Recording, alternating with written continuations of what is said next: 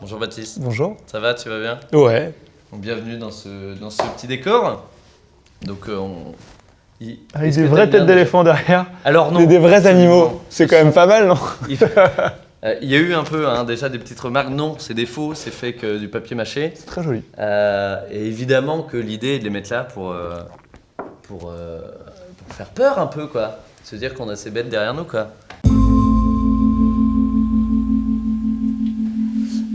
Donc oui, comment ça va? Ça va bien, dans ton- ça va dans très ton très bien. quotidien. Ça va très bien. Super.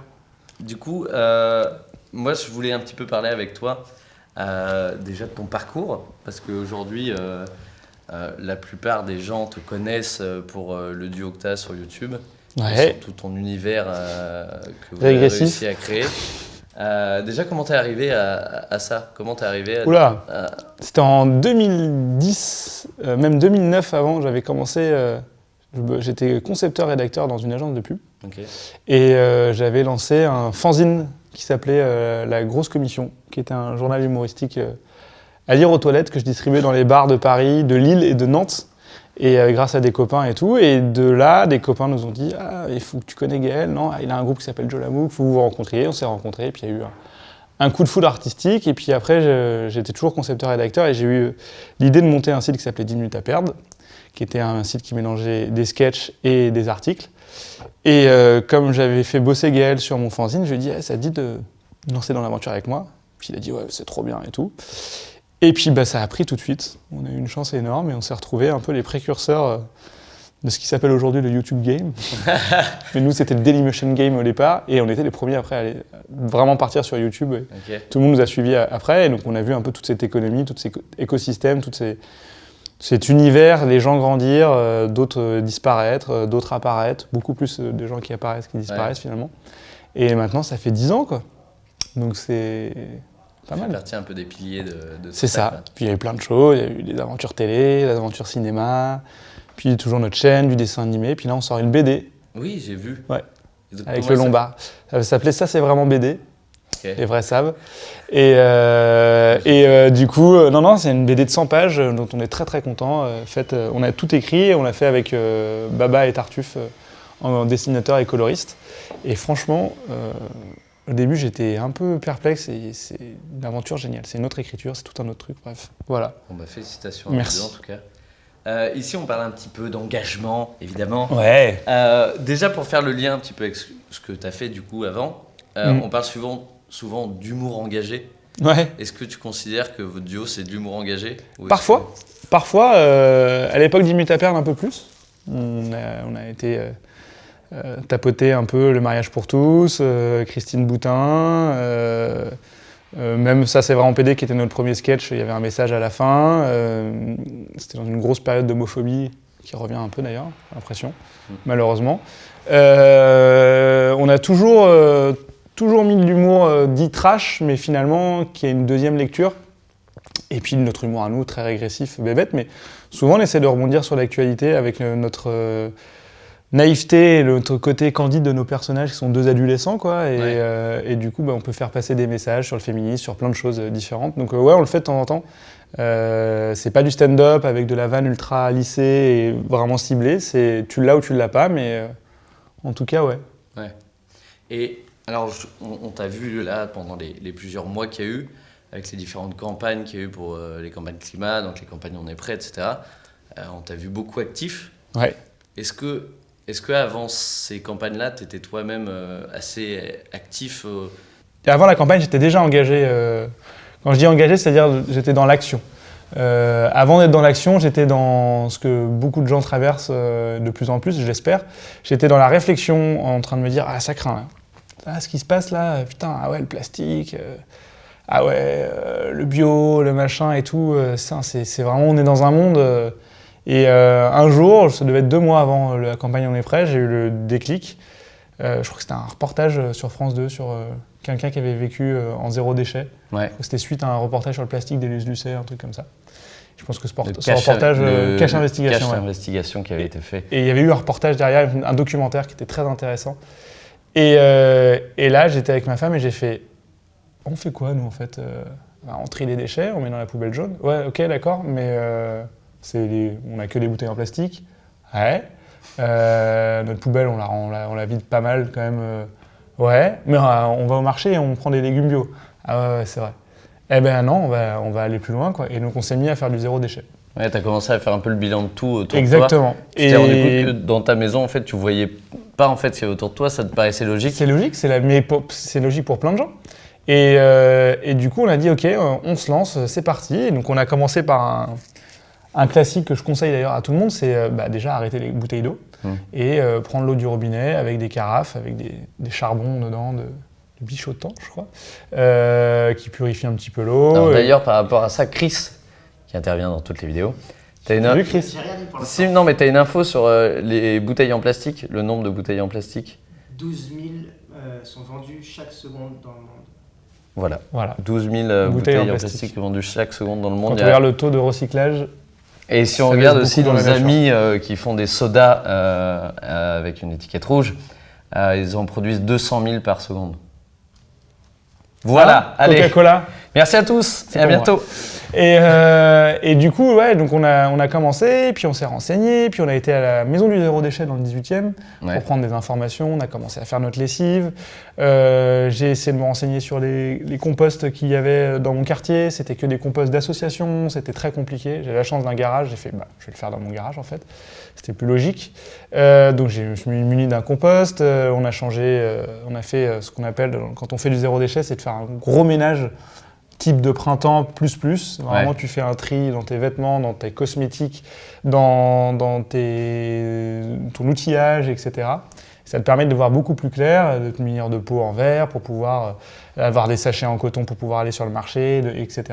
Et ça a mis 2 semaines, 3 semaines, on va dire même 1 mois avant de bien s'habituer. Puis comme l'homme s'habitue à tout. C'était quand même très vite. Parce que... moi, je suis quelqu'un qui aime pas... j'aime bien faire les choses à fond. Ouais. Parfois, je les fais trop vite, c'est mon gros problème. Je suis un impatient. Et du coup, on a été impatient là-dessus. Et on a fait ça assez vite. Et du coup, je partageais ça sur mes réseaux sociaux, mais comme mon quotidien, je fais en fait, voilà ce que je fais en ce moment. Je me suis mis à ça et ça a pris un engouement où plein de gens me posaient des questions, plein de gens se sont trouvés motivés à le faire. Et puis, il y a eu la campagne On est prêt après. Je me suis dit, en fait, tout est logique, tout va dans ce sens-là. Est-ce que ça, justement, tu t'es pas posé la question au début parce que les personnes qui te suivent, ta communauté, quand même, à la base, te suivait pour toutes les créations que tu faisais avec Gaël. Est-ce que tu as eu peur au début que ces infos passent pas? Est-ce que tu t'es posé des questions là-dessus? J'ai pas eu peur que les infos passent pas. Elles passent ou elles passent pas, je m'en fous, même si sur 30 000 personnes, il y a 2 personnes sur qui l'info passe, ce sera 2 personnes qui pourront peut-être la faire passer à 2 autres personnes. Pour moi, je pense comme ça. Après, c'est mes réseaux sociaux, j'estime que quand on me suit, oui, tu peux me suivre pour mon art, etc., mais que je partage vraiment ce dont j'ai envie. Ouais. Et évidemment, j'ai eu des on s'en branle, quand est-ce que je fais une nouvelle vidéo, machin. Mais si je dois faire un prorata, j'ai dû avoir 3% d'on s'en branle contre 97% des mecs continuent, c'est génial. Tu m'as donné envie. Où est-ce que je peux retrouver ta story, de machin, de trucs, et à donner des conseils, à partager des conseils qu'on me donnait et tout. Donc finalement, ça a été beaucoup plus positif et bien reçu. Ouais. Et parce que j'étais pas aussi, et ça c'est important aussi quand on communique là-dessus, même dans sa famille, parce que je dis toujours ça, ceux qui m'ont convaincu c'est un ami et ma famille, tu vois, il y a pas, et c'est pas une star ou quoi que ce soit ou un influenceur. J'ai juste montré ce que je faisais. Après ça a donné des idées. J'ai jamais dit faut faire ça. Non, t'as juste, comme tu le dis, partagé ton quotidien et montré le côté humain que t'avais. Et que c'était pas compliqué, et répondu aux questions en disant non, ça ouais c'est chiant, ça c'est facile, mon aventure compost. J'ai galéré avant d'en trouver un, j'ai expliqué toutes les aberrations qu'il peut y avoir dans une ville comme Paris où il y a des composteurs mais qui appartiennent à des associations, où tu dois être sur une liste, il y a des listes d'attente, où quand j'avais fait 2 km, j'ai fait 5 km à pied pour aller trouver un composteur qui était normalement ouvert. Il était devant moi, le mec me dit non, on prend pas le lundi, t'es avec ton truc bon, les aberrations, les aberrations qu'on peut avoir sur ce truc-là, et c'est intéressant parce que c'est un combat et il y a des choses qui changent énormément. J'ai l'impression de voir plus de composteurs, de plus de gens qui en parlent. Je vois énormément de plus de gourdes, dans mon entourage en tout cas, ou de produits cosmétiques complètement bio et on va dire même à l'état brut, de gens qui pensent aussi sachets, plein de choses, quoi. Le supermarché qui est en bas de chez moi, j'y vais plus. J'y allais 2 à 3 fois par semaine parce que c'était facile, il est vraiment en bas de chez moi. Je n'y vais plus du tout, mais sans que ce soit volontaire, juste parce que mon changement de vie et de consommation m'amène à ne plus aller dans un supermarché. J'ai plus besoin de ça. Et c'est vrai que je sais pas si t'es retourné dans un supermarché depuis. Si, ça m'a fait très bizarre. Et la première impression que t'as eue. Alors j'étais content parce qu'ils ont commencé à installer des trucs en vrac. Ouais. Donc j'ai fait cool. Mais la première impression, c'était c'est quoi tous ces emballages quoi. Donc, qu'est-ce que tu dirais aux gens parce qu'il y a souvent malheureusement ce discours encore que l'écologie c'est pour les bobos parisiens. Qu'est-ce que tu dirais aux personnes qui sont dans des villes ailleurs qu'à Paris et qui se disent moi je peux pas aller faire mes courses ailleurs qu'à Auchan, qu'à Leclerc, qu'à Casino. Alors pour maintenant depuis peu vivre en province, vraiment dans un endroit isolé. C'était une perche. La réalité c'est que c'est compliqué. Moi je regarde la liste des marchés qu'il y a autour de chez moi.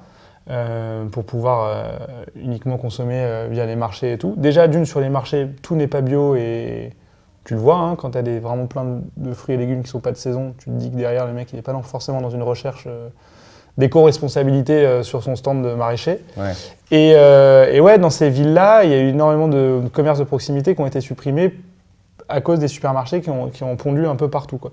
Donc c'est quand même pas facile c'est même plus difficile en province de consommer de façon écologique, etc., qu'à Paris finalement. Ouais. Oui, tu dois prendre ta voiture pour aller à un endroit ou un autre. Moi, là où je suis, si j'ai pas de voiture, je suis pas. Enfin, il faudrait que je prenne mon vélo et c'est très long et je ramène pas beaucoup d'aliments avec moi, voilà. Okay. Donc je suis en train de faire mon potager. Et tout ce qui va avec pour pouvoir être dépendant de ça et pouvoir au moins me plaindre de rien en disant non je peux. Mais tout le monde n'a pas le terrain, tout le monde n'a pas la patience, tout le monde n'a pas le temps parce que ça demande du temps. Donc ouais, ça c'est un problème quand même à soulever et qui est réel, quoi. Je pense que c'est vraiment compliqué d'avoir une cohérence d'atteindre une cohérence maximale, on parle souvent de ça dans ces lieux de vie-là et tu parlais un petit peu que tu es impatient comme personne. On est peut-être du coup, au niveau de l'État français, on est peut-être allé très vite. Dans ce côté, on va mettre des supermarchés de partout parce qu'on est dans un système qui amène tout ça. Et est-ce qu'au contraire, là maintenant, on n'irait pas trop doucement dans le fait de réinstaller des commerces de proximité, de réinstaller du bio, etc. C'est super compliqué parce que c'est des questions d'emploi. Un supermarché, ça emploie énormément de personnes dans un village.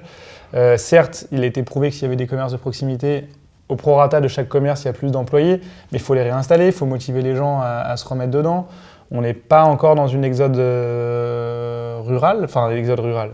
Je veux dire, comme on l'a connu, les gens allaient dans les villes, ça continue en fait, les gens vont continuer d'aller dans les villes et quittent les campagnes, c'est pas encore l'effet inverse. Quand il y aura l'effet inverse, oui, là, le commerce de proximité sera nécessaire, ça sera des gens qui viennent de la ville et qui ont connu les commerces de proximité, donc il y aura une sorte de logique, je pense, à ce que ça se réinstalle. Pour l'instant, c'est pas orchestré comme ça dans les campagnes. Ça, c'est clair et net. Et donc oui, c'est pas évident. Donc même si tu veux bien faire, tu vas au rayon bio des supermarchés, de campagne ou de ville. Il y en a de plus en plus, mais tout est emballé. Absolument. Tes courgettes, ton concombre bio, il a un bon fil plastique autour. Tout est emballé. Et en plus, même presque plus que les fruits et légumes pas bio. Alors c'est plus emballé justement pour que les fruits et légumes bio ne soient pas en contact c'est ça avec les non bio. Est-ce qu'on est sur une incohérence ? Non, mais c'est vers là où on est. C'est là où c'est très complexe. Et du coup, quand moi je me retrouve à aller au supermarché à la campagne et que t'es là genre ok, donc là je prends du bio ou du pas bio, parce que vraiment il y a l'emballage plastique, la barquette qui tient les légumes. Enfin, c'est conséquent comme emballage, c'est pas un tout petit peu, quoi. Ouais. Donc il n'y a pas de juste milieu. Évidemment, moi je pense que le juste milieu, c'est que les gens se réapproprient leurs terres et en fassent des cultures et que localement il y a plein de mini-maraîchers, on va dire, ou que tu es ton propre maraîcher, que les gens s'organisent en mini-coopératifs, c'est-à-dire moi je fais plus pousser de la pomme de terre, des oignons et des poireaux, toi il paraît que tu es plus sur de la courgette, des concombres, etc. Trouvons un système qui fait que chacun peut s'y retrouver créer des nouveaux lieux de vie, quoi. Parce que c'est pas évident d'avoir, si demain tu veux être autosuffisant et avoir une diversité dans ton alimentation, il faut de la terre, hein. Ça prend de la place. Et donc ouais, tu vas vite sur des mini monocultures et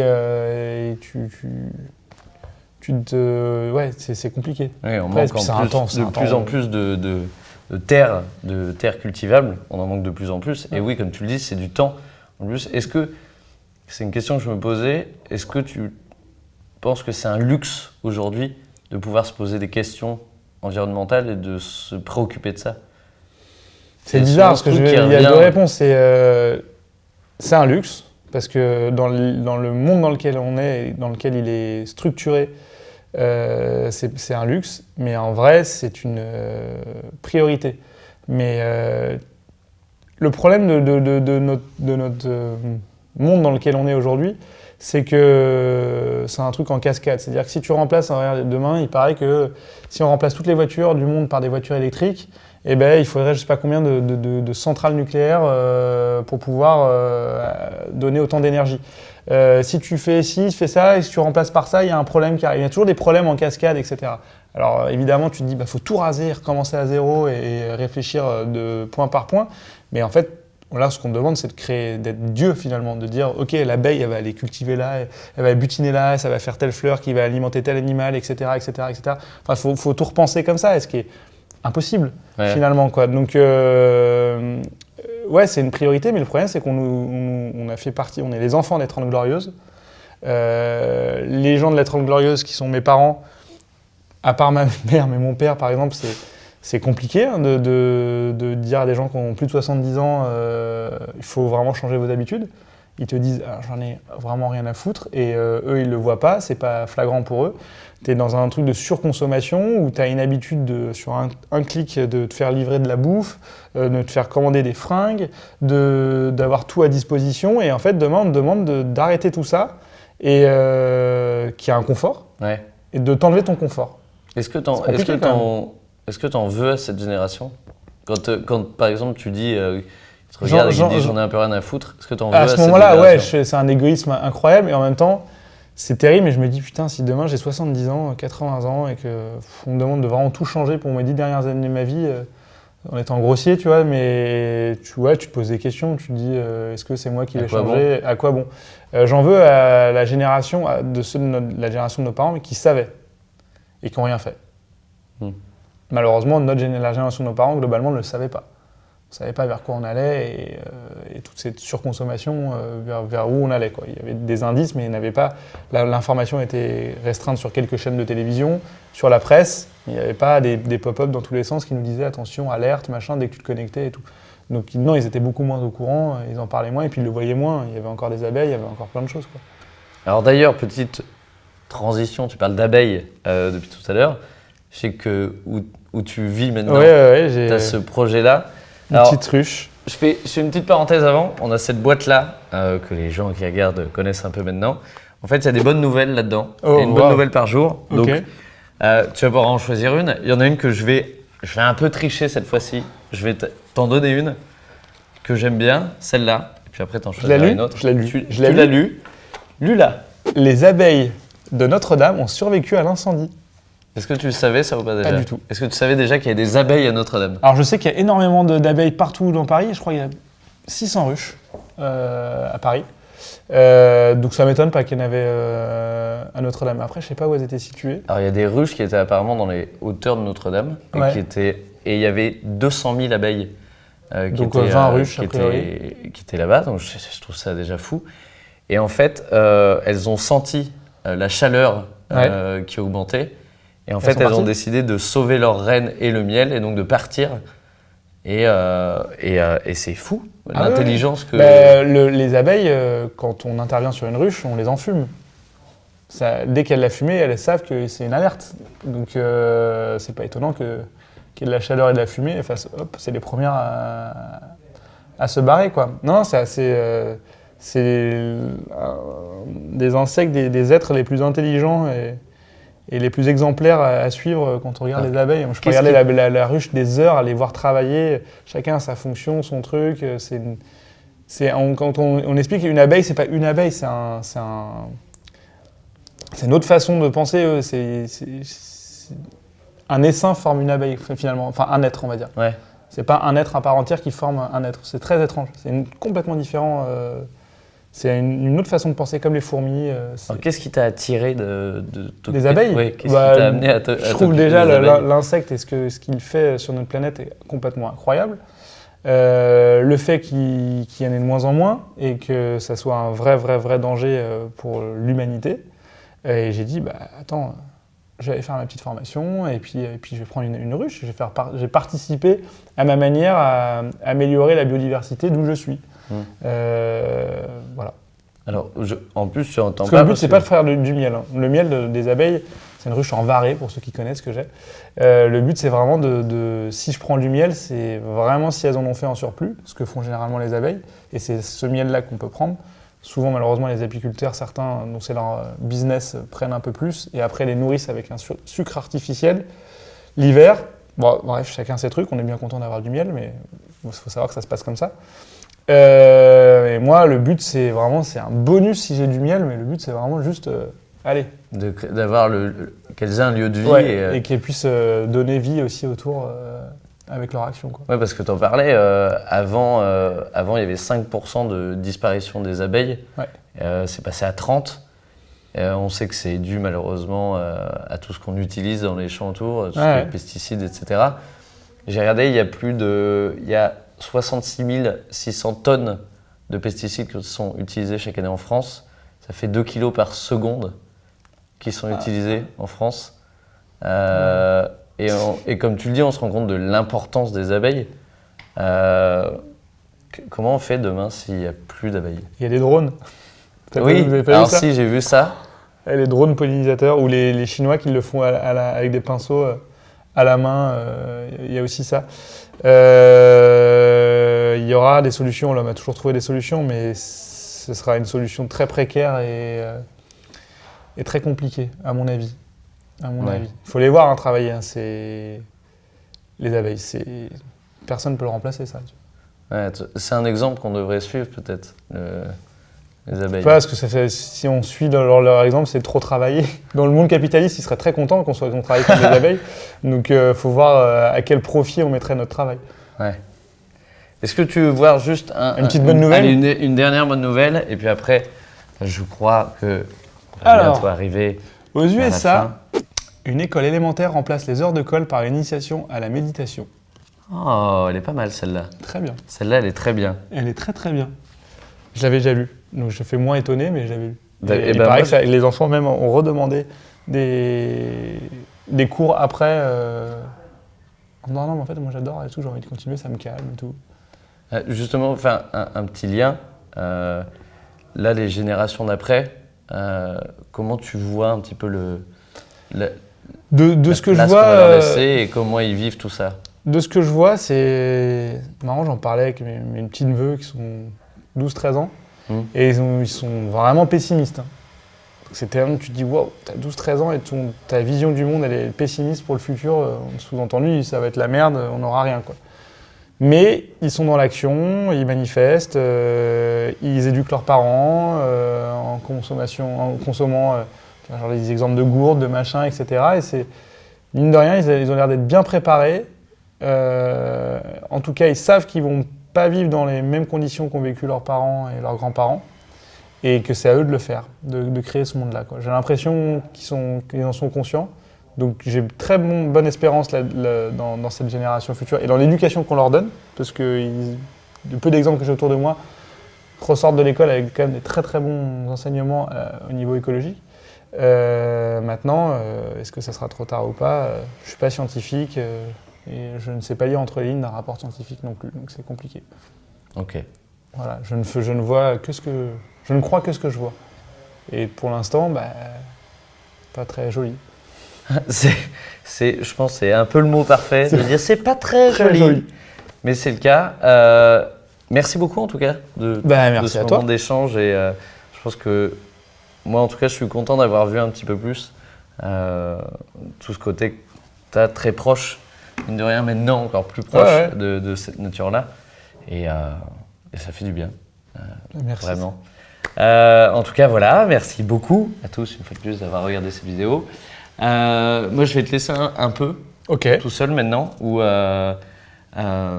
tu vas juste nous expliquer un petit peu cette seconde, comme tu le disais, de prise de conscience que tu as eue. Ok. Ce moment où, la seconde d'après, tu as vu les choses autrement et un peu ce que tu as ressenti à ce moment-là. Voilà, en tout cas, si vous voulez voir cette prise de conscience, ça sera sur mon Instagram. En tout cas, merci à tous d'avoir regardé cette vidéo. Et je vous dis à la prochaine pour un nouvel entretien. Et surtout, n'oubliez pas que chacun peut nettoyer sa planète. À bientôt.